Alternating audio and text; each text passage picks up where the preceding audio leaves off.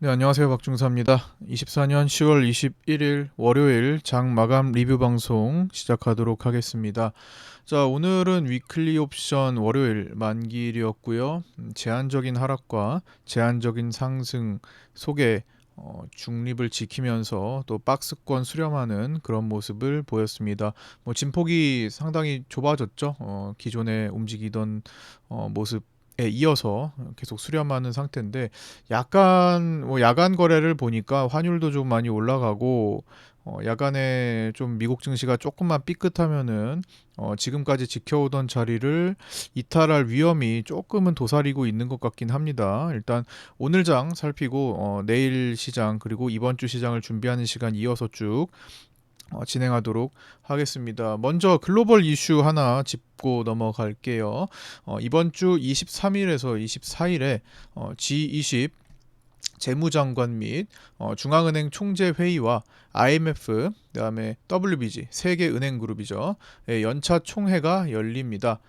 이창용 하는 총재도 해당 회의에 참석하기 위해 20일에 미국으로 출발했습니다. 최근 IMF 게오르기에바 총재가 대규모 글로벌 부채를 우려했었고 이 같은 내용이 회의에서 강조되며 다뤄질 것으로 보입니다. IMF 총재는 최근에 저성장과 많은 부채가 세계 경제를 안 좋게 만들 것이라고 했죠. 17일에 파이낸셜 타임스와 블룸버그에 따르면 여기 보시면 밑에 빨간 박스 게오르기에바 총재는 이날 저성장과 많은 부채라는 지독스러운 조합으로 이렇게 표현을 했죠. 미래가 어려울 것으로 전망된다고 말했습니다. 그는 인플레이션으로 명목 성장률이 오르면서 국내 총생산 GDP 대비 부채 비율이 떨어졌지만 공공 부채가 높은 수준이고 증가하고 있다면서 코로나 팬데믹 때 이전보다 훨씬 높다라고 했습니다. 그래서 이번 회의 때 집중적으로 좀 조명될 것으로 보이고요. 또 18일에 미국 재무부가 발표한 24년 회계연도 재정 적자는 1.8조 달러를 상회했고요. 이는 역사상 세 번째로 많은 규모가 되었습니다. 연방 정부의 국채 이자 부담은 28년 만에 최대 수준에 도달했다고 합니다. 그래서 미국의 재정 위기에 따라 무디스는 미국의 신용 등급을 내릴 수 있다고 지난달에 경고한 바가 있었죠. 여기 이 기사에 이 모든 내용이 다 함축되어서 담겨 있더라고요. 이게 오늘 11시에 나온 기사인데 이 내용을 간단히 조금 짚어보도록 하겠습니다. 요 중에 내용은 자, 이렇게 잘라 봤고요. 자, 이 빨간 네모 박스 친 것만 좀 볼게요. 미국 공화당 대선 후보인 트럼프 전 대통령은 관세 공약으로 미국과 세계 경제를 위협하고 있다. 브루킹스 연구소와 피터슨 국제연구소의 공동 연구에 따르면 이 정책은 기업의 혼란을 초래할 것으로 보인다고 합니다. 우리나라에도 방위비 분담 문제로 어쨌든 돈을 더 내라고 그렇게 주장하고 있죠. 그런 것 이외에도 리스크 요인이 될 수 있을 것 같습니다. 그 다음에 블룸버그 이코노믹스에 따르면 트럼프 관세에 중국이 보복에 나서면 다음 미국 대선이 치러지는 2028년까지 미국 국내 총생산인 GDP는 0.8% 감소할 수 있다라고 합니다. 그 다음에 이어서 크리스틴 라가르드 ECB 총재는 지난 17일 금리 인하 발표 후 기자회견에서 경제 연착륙 가능성이 있다고 보지만 새로운 무역 전쟁은 위험 요소라며 무역에 관한 어떤 제한이나 불확실성은 유럽과 같이 개방적인 경제에는 영향이 있다고 말했다라고 지금 했고요. 우크라이나 전쟁이 계속되는 가운데 중동에서 전면전이 발발하면 파장은 상당할 것으로 우려된다고 했습니다. 그다음에 세계 공공부채의 위험도 더 크게 부각되는 거 좀 전에 정리해드린 내용이었고요. IMF는 공공부채가 올해 말까지 사상 처음으로 100조 달러, 우리나라 돈으로 13경 6,820조 원을 넘을 것으로 전망했고요. 이는 세계 GDP의 93%에 달하는 수준입니다. 이렇게 되면 다음 경기 침체가 왔을 때 각 정부가 대응할 방안, 선택지가 좀 줄어드는 형태라고 합니다. 미국 재무부는 연방 정부 국채 이자 부담이 28년 만에 최대 수준에 달했다고 18일에도 밝히기도 했죠. 이는 재정 적자로 인한 국채 발행 확대와 금리 상승이 결합해 나온 결과라고 합니다. 뭐 이같이 현재 글로벌 시장의 위험 요소들이 지금 산재에 있다라는 거를 한번 짚고 가셔야 될 것 같고요. 뭐 이건 뭐 계속 늘 여러 가지 다각도로 현재 글로벌 리스크 요인 그리고 우리나라 자체의 뭐 삼성전자 등 그다음에 뭐 자영업이나 뭐 은행 문제들 건설사 문제들 뭐 여러 가지 다각도로 한 번씩 다 짚어봤던 한두 번씩 다 짚어봤던 이슈들이죠. 그래서 뭐 순차적으로 지금 그날 집중 조명되는 것들을 리뷰 영상에서 좀 담아서 언급을 드리고 있으니 잘 모아가지고 다가올 25년도에 이제 금방이에요. 이제 좀 있으면 연말인데 한 두 달 11월, 12월 금방 갈 것 같거든요. 뭐 아직까지도 우리는 이제 찬바람이 불기 시작하는데 금투세 하나 결정하지 못한 그런 상태긴 한데 어쨌든 올해가 또 금방 갈 거고 내년도에 도사리고 있는 위험 요소들을 파악해서 대비하고 어쨌든 살아남아야 좋은 시장에 또 한 발 얹을 수가 있을 거니까 어쨌든 리스크를 피하고 또 이용하고 살아남는 데 초점을 맞춰서 전략을 설정하셨으면 좋겠습니다. 그거를 같이 함께 해드리고 있는 방송을 지금 계속 하고 있으니까 시간 되시는 분들은 장중에 시간 되시는 분들은 참여하셔서 함께 하셨으면 좋겠습니다. 구독자 텔레그램 방에도 입장하시고요. 그러면서 네이버 카페도 같이 가입하시면 좋을 것 같습니다. 어쨌든 방송은 매일마다 하고 있으니까 모르시는 분들 있으셨다면은 매일마다 장중에 하고 있으니까 일단 들어와 보시면 하고 있다라는 거를 알 수 있을 거고요. 함께 하시면 될 것 같습니다. 자, 개장 전 체크 내용부터 살펴보도록 하겠습니다. 오늘 위클리 옵션 만기일이었고요. 개인은 오늘 347.5 중심을 두고 양매수 한 구간씩 했습니다. 350 그러니까 347.5보다 한 단계 높은 350 콜, 그다음에 한 단계 아래인 345 풋옵션을 깔끔하게 공략을 하는 그런 모습이 나타났습니다. 계약수로 이제는 이거는 만기 부근에 이제 청산한 걸 고려해서 줄어들었는데 전체적으로 콜과 풋이 조금 더 많았다가 지금 마지막에 역전이 됐거든요. 근데 전반적으로는 양매수 균형을 이룬 상태였습니다. 그래서 내려가도 다시 올라가도 다시 내려갈 것에 준비하시라라는 말씀을 오늘 오전부터 계속 파생반 교육반에 중점적으로 말씀을 많이 드렸고, 오늘의 이제 저항은 이제 350 부근에서 몇 틱 조금 더 올라간 것 고려해서 어떻게 판단해야 될지에 대해서도 오늘 다룬 하루였습니다. 달러 선물 만기일이었고요. 달러 선물은 11시 반에 종료됩니다. 그래서 장중에 11월물로 이제 넘어가게 되는데 넘어가면서 외국인이 2,500억대 매수를 했고 환율이 1,375원도 넘어가면서 환 리스크가 점점 더 커지고 있습니다. 현재 환율 차트 보시면 지금 이런 식으로 월봉 추세가 지금 계속 살아있죠. 그리고 오늘 제가 지금 계속 최근에 말씀드리는 내용대로 진행되고 있잖아요.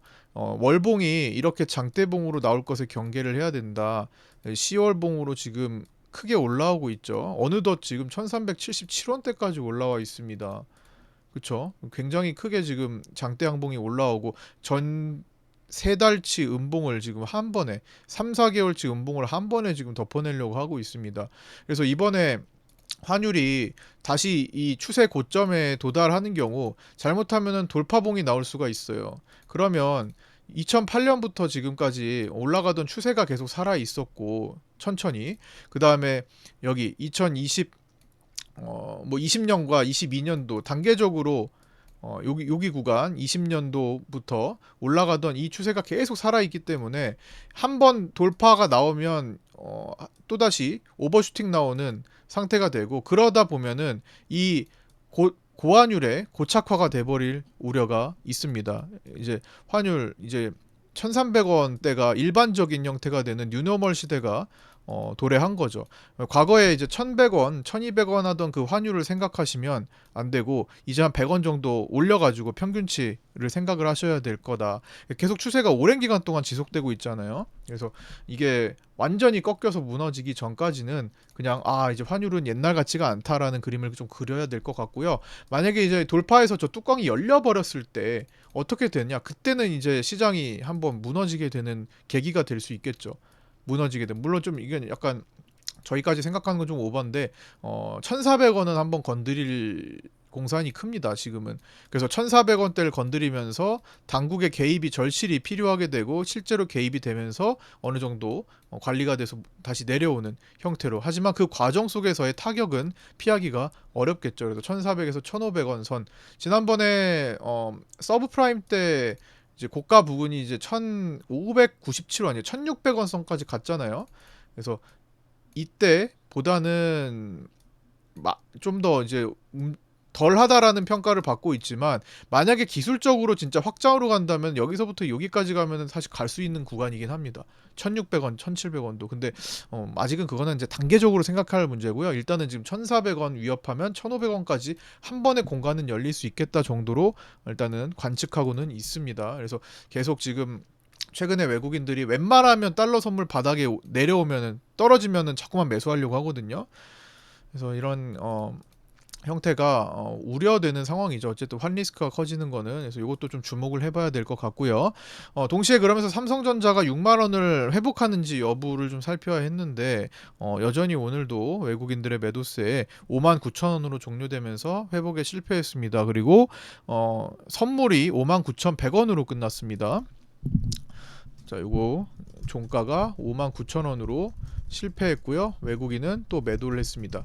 그 다음에 선물이 59,100원으로 종료하면서 백어데이션 위험 요소도 감지되고 있죠. 지난달 거 해가지고 계속 백어데이션을 만들고, 즉 선물이 현물보다 낮아지는 구간이 조금 진행이 됐었고, 그때마다 외국인들은 가진 현물을 팔아서 이득을 챙기는 구조, 팔면 좋은 구조를 만들어 왔죠. 그래서 지금 이제 11월 물로 넘어오면서 선물이 조금 넉넉하게 컸던 것으로 시작했는데 점차 좁혀져서 이제 100원 차이밖에 나지 않습니다. 이러다가 또 11월 물도 백어데이션 들어가면은 삼성전자는 외국인들이 더 신나게 던져버릴 수가 있다라는 거죠. 이미 29거래일이나 연속 매도를 통해서 기록을 세웠는데 더 가냐? 더 움직일 수도 있습니다. 그리고 그거는 연속 기록이지, 하루 이틀 잠시 매수했다가 조금이라도 매수했다가 오늘 프로그램이 386억 매수한 것처럼 찔끔 매수했다가 다시 매도로 돌아가서 한 10일 매도하고 이러면 사실 30거래일 연속 매도, 이 연속적이라는 것만 의미가 있는 거지, 실제로 매도는 지속될 수 있다라는 거죠. 그리고 뭐 삼성전자 우선주가 뭐 5거래일 연속 지금 외국인들이 들어오고 있는데, 뭐 저거는 지금 연말 앞두고 좀 배당을 받으려고 먼저 들어오는 걸 수 있어요. 그리고 기본적으로 외국인 비중이 75%나 되는 게 이제 삼성전자 우선주라서 56%대에서 이제 50%로 향해가는 삼성전자 본주와 직접적으로 같이 같은 선상에 놓고 수급을 비교하는 것은 좀 뭐 적합하지는 않아 보입니다. 우선주는 외국인들이 그냥 75%나 쥔 그냥 외국인 거예요, 거의. 그렇기 때문에 외국인들이 적당히 매도하면 그냥 사고, 또 배당 시즌을 앞두고 미리, 원래 11월, 12월에 우선주 많이 삽니다. 그래서 이제 11월을 앞둔 상태에서 조금 많이 빠져 있으니까, 75% 언더로 빠져 있으니까 좀 관리해 주는 정도지, 이걸 본주랑 연관 지어서 볼 건 아니라고 생각합니다. 자, SK하이닉스의 장악형 음봉 극복 여부를 체크하자 했는데, 음봉의 몸통 중심 저항을 받아서 떨어졌고요. 윗꼬리를 살짝 달고 맞췄죠. 근데 오늘 그래도 상대적으로 좀 하이닉스가 강세를 보이면서 지수를 어느 정도 받쳐주고는 있었습니다. 물론 하이닉스가 흔들릴 때마다 조금 같이 떨어진 경향도 있었죠. 하도 삼성전자가 그냥 좀 붙박이로 그냥 묶어두고 있으니까. SK하이닉스는 뱅크 오브 아메리카의 엔비디아 목표가 를 이제 190달러로 상향한 것에 대한 수혜를 좀 본 것으로 추정되고요. 삼성전자는 엔비디아에 지금 제대로 된 물량을 공급하지 못하기 때문에 이 같은 수혜를 함께 보지는 못했습니다. 그다음 프로그램 비차익 매동을 체크하자 했는데 매수가 386억으로 끝났지만 큰 폭의 환매수는 아니라 좀 더 대량 매수 및 연속성을 살펴야 합니다. 환율 체크 아까 말씀드렸고요. 그다음 오늘 이제 밤 9시 55분에 로리로건 연설 예정되어 있고요. 매파 위원입니다. 그다음 새벽 2시에 닐 카시카리의 연설 예정되어 있는데 기존에는 이제 매파로 알려져 있지만 최근에는 이제 중립 성향을 좀 보이고 있습니다. 그다음에 내일 개장 전 아침 7시 40분에 메리 데일리의 연설이 예정되어 있고요. 비둘기파로 알려져 있습니다. 그다음 오늘 루미르가 신규 상장했는데 공모가 대비 24% 정도 상승했고요. 자, 장중 체크 사항입니다. 오늘 이제 파생반에서는 제한적이다. 그리고 위클리 옵션이 위클리 옵션 싸움을 메인으로 봐야 되는데 코스피 200 기준으로 347.5가 중심이다.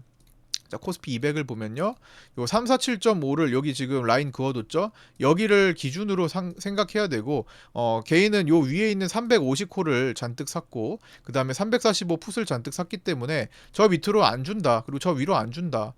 이게 핵심이죠. 350을 살려주지도 않고 345를 죽이지도 않을 거예요. 그래서 345 부근에 향하는 요 부근이 사실 지지 라인이었는데 오늘 제가 생각한 것보다 조금 덜 왔어요. 해당 지지 라인이 조금 덜 왔습니다. 선물 거래로 보면요.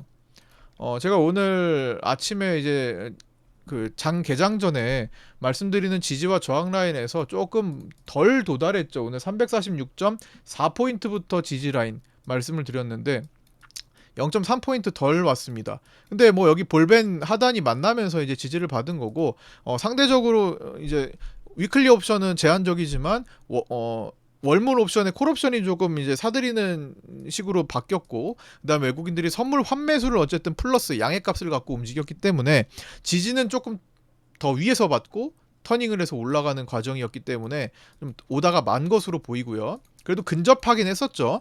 그래서 그 자리에서 뭐 분할 공략하신 분들은 일부 물량이 좀 잡혔을 수도 있고 아니면 숏이 청산되는 과정이 됐을 수도 있고요. 전략적으로. 근데 중요한 것은 이제 위에서 노리는 거죠. 어차피 오늘 계속 날아갈 거 아니기 때문에 이걸 알기 때문에 우리는 이게 계속 가지 않을 거라는 걸 알고 어디서 저항받을 수 있을까? 350을 살리지 못한다면은 적당히 350이 살아나지 않는 구간에서부터 막힐 텐데 어디서부터 형성이 되나? 라고 말씀드리는 구간. 그리고 1차 저항대가 이제 350선으로 말씀드렸죠. 그 부근에서 한 8틱이죠. 0.4포인트 조금 더 갔어요. 아까 전에는 0.3포인트 덜 갔고 상단선에서는 0.4포인트 더 갔죠. 그 정도는 제한적인 상태에서는 조금 이제 유도리 있게 커트라인을 좀 설정을 할 수 있는 거죠. 그래서 오늘 그 구간에서 막히고 여기 보시면 고가를 지금 낮추는 구간들. 어차피 위로 못 가고 개인들 아래로 못 내려가는 상황 속에서 고가를 낮추네? 아, 그러면 여기서 숏포지션 먹을 수 있겠구나. 오늘 굉장히 쉬운 편에 속하는 위클리 만기일이었죠. 그리고 아까 전에 코스피 200을 두고 이걸 다 파생반에서 다룬 내용들이에요. 그리고 라이브 방송에서도 같이 다 다뤘던 내용들입니다. 그걸 리뷰하는 거예요. 오늘 어떻게 시장을 살펴봤는지에 대해서 어떻게 해석했는지 어떤 전략을 가지고 임했는지 이런 것들을 지금 리뷰하는 거죠. 자, 여기 라인 그어둔 347.5 기준 위쪽으로 어떤 상태였습니까? 일단은 위클리 옵션은 큰 변수가 없었고 변화가 없었죠. 그래서 요 위에는 외국인들이 선물을 한 4천억 정도 사는 라인이었죠. 아, 4천억 정도 사니까 347.5보다 조금 위에서 노는구나. 그러면은 이보다 더 줄이면 2, 3천억을 사면 요 정도로 내려왔고요. 외국인들이 1, 2천억 라인으로 내려오면 요 정도로 내려왔구나. 이것도 생각해 볼 수 있는 거죠. 그래서 오늘 외국인들이 선물을 오늘 사던 거 갈색 선을 보시면 오늘 사던 거를 반납하고 이제 단타하는 거죠. 단타하는 과정을 통해 줄입니다. 그러니까 그대로 내려오는 거예요. 오전에는 어느 정도 올라갔다가 제한받고 오후장에 흔들거나 떨어질 수 있음에 대비하자 말씀을 드렸던 거 그대로 활용하셨으면 오늘 뭐 작은 단타라도 한두 번 정도, 두어 번 정도는 충분히 먹을 수 있는 그런 날이었던 것 같습니다. 비교적 쉬운 날에 이 정도를 활용할 수 있어야지 더 어려운 날도 또 잘 대응할 수 있을 겁니다. 그래서 어차피 오전부터 일봉은 이제 수렴하는 구간이잖아요. 보시면 일봉 계속 지금 이거 일자예요. 거의 한 일자로 들어 누워 버렸습니다. 지수가. 그렇죠? 위에 저항을 단계적으로 낮추고 있고, 그 다음에 지지 라인을 높여가는 과정에서 수렴하고 있고, 지금 일자로 들어 누워버렸죠. 한일자로. 이렇게 수렴하는 과정. 그리고 아까 전에 코스피 200 분봉 보시면, 아까 이거 선물로 아까 분봉 연결한 거 요 라인, 오늘 여기 이렇게 두 가지만, 여기 이 두 번 찍었을 때 저항만 연결해도 저기 멀리서 보면은 지금 이 자리가 찍히고 있죠. 이 추세가 계속 형성되잖아요. 얼마나 정직한 시장입니까? 여기 찍히고 여기 찍히고 여기 찍히는 거 연결한 거 오늘 두 개 찍힌 거예요. 오늘 세 개 찍힌 겁니다. 변수가 없어요. 정직하게 지금 저항 맞고 떨어진 거죠. 추세대에.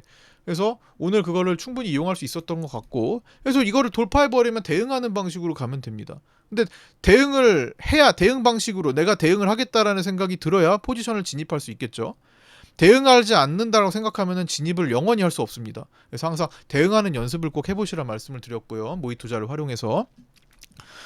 어쨌든 어차피 오전부터 일봉 수렴하는 박스권이 예상된 수급 형태를 보였고, 위클리 옵션이요 끝까지 유지했다라는 거. 350선에 도달했을 때, 여기죠. 350선에 도달했을 때 외국인의 선물 매수는 4천억 매수였고, 오늘 오후장에 단타 물량을 걷어들이며 되돌린다고 보면 저항받고 적당히 흔들거나 내려오며 마감할 것으로 보이는 비교적 무난한 흐름을 보인 하루였다. 자, 제가 제시해드렸던 거죠.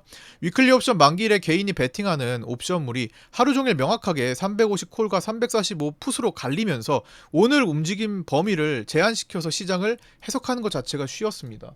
그러나 트레이딩 관점에서는 짧은 매매를 반복하는데 익숙하지 않다면 어려울 수도 있었겠죠. 그래서 익숙하도록 연습을 해야 된다라는 겁니다.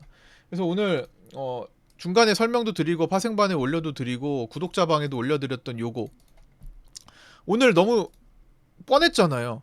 금융투자 여기 묶어두는 거, 그 다음에 개인들 여기 가운데 개인 1번 외국인 콜옵션 원래 있었는데 야간에 줄였던 것 같아요. 야간에 350 콜을 다 없앤 것 같더라고요. 그래서 콜옵션 자리가 없어졌고, 그 다음에 외국인들은 요 안에 끝내야 일단 최소한 방어라도 하는 거죠. 개인은 요 안에서 끝나야 손실이 발생한 걸 그대로 유지하면서 수익으로 전환이 안 되는 거고, 금융투자도 요 안에서 끝나야 되거든요.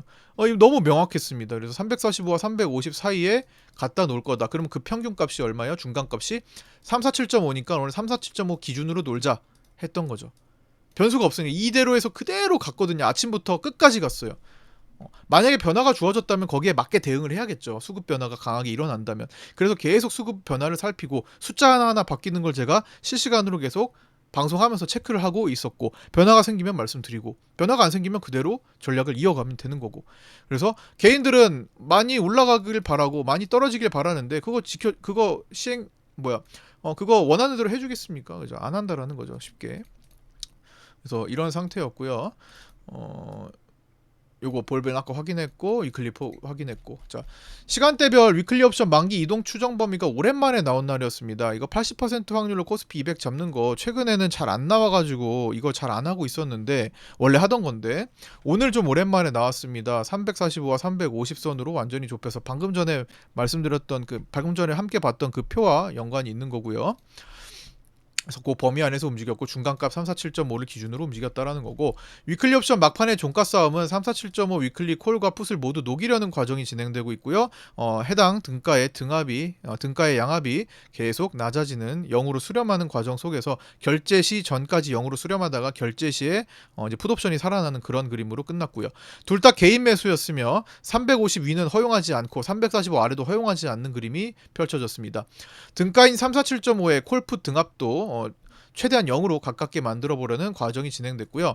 이제 종가 싸움에는 조금 틀어진 거죠. 347.5 위클리 콜과 347.5 위클리 풋이 싸우는 과정에서 거의 양압을 0으로 향하는 과정, 즉 동전 세우기로 향하는 과정인데, 종가 결제 싸움은 마지막에 금융투자와 외국인이 347.5 풋을 개인 거를 뺏어내는 과정이 한 10분 정도 안에 일어났습니다. 5분 10분 안에, 마지막 끝나기 직전에. 그러면서 347.12로 코스피 200이 동시효과 진입해서 0.5포인트 정도 낮추는 346.62로 이제 끝난 모습이었고요. 그런 과정에서 347.5 위클리 콜은 개인 위주로 남아 있었고 그건 0.06에서 0으로 죽었고요.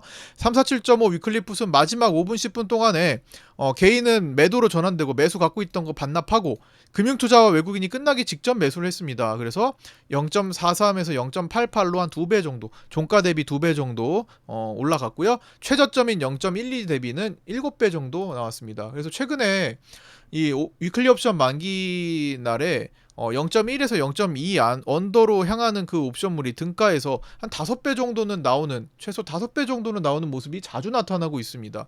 347.5 오늘 위클리 풋옵션 보면은 저점이 0.12죠.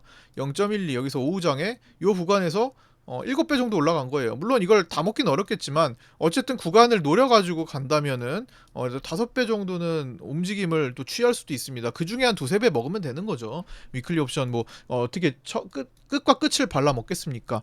그래서 적당히 한 2배 정도만 목표로 해도 충분히, 양매수로 한다면 한 3배 정도 노리는 게 좋겠죠. 한 100% 까고 2배가 돼야 되니까.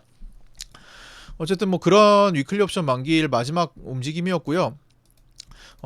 이렇게 해서 결과 추정을 해보면은 기실현 포함해가지고 외국인들은 18억 수익 본 것으로 추정되고요. 개인은 27억 손실 본 것으로 추정되는데 350 위클리 콜과 345 위클리 풋이 전손 처리된 거죠. 다 녹았죠. 0으로. 금융투자가 7억 수익 본 것으로 추정됩니다. 자, 오늘 종가 체크 내용입니다. 외국인은 선물을 아침부터 신규 매도 플러스 환매수 조합으로 진행하고 있었고 주로 환매수 우위로 약 1,800억 매수로 마감했습니다. 외국인의 롤오버 포함해가지고 선물의 누적 금액은 장기 선물 누적 포지션은 약 2조 원가량 매수로 추정되고요. 666에서는 멀죠. 6조 원을 매수하거나 6조 원을 매도했을 때 매수 쪽에서는 이제 매도로 돌리고 매도 쪽에서는 매수로 돌리는 그 과정에 는 조금 멀리 있습니다. 2조 원이면 아직까지는 그걸 생각할 단계는 아니에요. 이런 과정, 여기 이런 666 과정, 여기 666 고점에서, 그리고 저점 6조 마이너스 6조 요거 우리가 계속 풀이했던 거 있죠? 이런 과정과는 지금 멀리 떨어져 있습니다. 좀 애매해요. 플러스 2조 원 정도면은 하루만 1조 팔아도 플러스 1조 원이면 중립 형태로 바뀌기 때문에 좀 애매합니다. 그래서 지금은 하루하루 데이 관점으로 외국인들이 하루하루 뭘 하는지에 집중해야 되고 기술적으로 이탈하는 과정에 준비를 대비를 해야 되겠습니다. 그리고 어쨌든 그렇게 되고요. 외국인은 신규 매도 플러스 환매수 조합에서 오후 막판에 신규 매도도 줄고 환매수도 줄어드는 모습, 즉 오늘 당일 들어갔던 물량을 이제 단타로 처리하는 과정이 오후장에 진행이 됐죠. 삼성전자는 29거래일 연속 외국인 순매도가 나왔는데 이제 외국인 비중은 53%까지 떨어졌습니다. 골드만삭스가 232만 주 매도 중심으로 이제 매도가 나왔고요. 오후장에는 매도폭을 좀 축소한 것은 고무적으로 보이긴 합니다. 화요일에 이제 30거래일 연속 매도가 나올지 환매수 첫날이 될지 한번 주목해봐야 될 것 같고요. 주식 선물에 대해서는 수급 변화가 그렇게 크지는 않습니다. 그래서 전일 말씀드렸던 내용 그대로 이어지고요. 투시는 선물을 신규 매수로 1,700억 정도 추가하면서 마감을 했습니다. 달러 선물은 11월 물 첫날 즉 10월물 만기일이죠. 만기일에 외국인이 2,551억 매수를 했고요. 달러 선물은 1,374.1원으로 종료했는데 야간에 지금 추가 상승하면서 현재 1,376.8원까지 거래되고 있습니다. 기술적으로는 미국 대선 전까지 지속적으로 수렴하는 과정이지만 어디요? 여기 12월물 기준으로 480 이평 라인을 중심으로 두고 지지 라인으로 두고 자꾸만 수렴해가는 과정이지만 변동성 지수가 오늘도 20포인트 위에서 끝났죠. 20포인트를 아직도 넘어 있는 상황이고 언제든지 발산 형태로 변동성이 확대될 수 있음에 유의하며 하단과 상단의 기준 라인을 설정해 두고 대응하는 것이 중요할 것으로 보입니다. 그래서 계속 지속해서 말씀드렸듯 상단은 이 기준 음봉의 중단선 돌파하지 않을지, 돌파 안착하지는 않을지, 하단은 지금 올라오는 빗각을 단계적으로 첫 번째 요 가까운 빗각, 두 번째 먼 빗각 해가지고 그 부분을 지지하는지 여부, 이제는 480과 만나니까 크로스 되니까요. 그래서 그렇게 설정을 해서 대응을 하는 방식이 중요할 것 같고요. 종합 추세 자체는 3개월 연속 하방이죠. 하방 지속형으로 봐야 되고, 기본적으로 하방에 있지만 전환하는 것은 확인이 필요하다. 상승 전환은 추세에 역행하는 것으로 삼성전자의 외국인 대규모 환매수가 동반되며 강한 거래 대금을 동반하여 돌파 양봉이 나오고 안착한 뒤에 확인하고 판단해야 된다라는 겁니다. 특히 미국 증시가 하루 강한 조정을 혹시 받는다면 그때 생기는 갭 하락 출발에 조심을 해야 될 것으로 보이고요. 지켜오던 자리를 무너뜨리며 시작할 경우 지키던 자리가 저항으로 작용하기 쉽다라는 겁니다. 그러니까 지금 계속 여기 지켜오던 거를 갑자기 어느 날 뚝 떨어져서 시작하면은 여기는 이제 저항으로 발생할 저항 역할을 할 가능성이 높다라는 거죠. 그동안 계속 그 자리 기준으로 삼아왔기 때문에. 그래서 미국 증시가 갑자기 하루 삐끗하는 경우에 조심하셔야 될 것 같습니다. 네.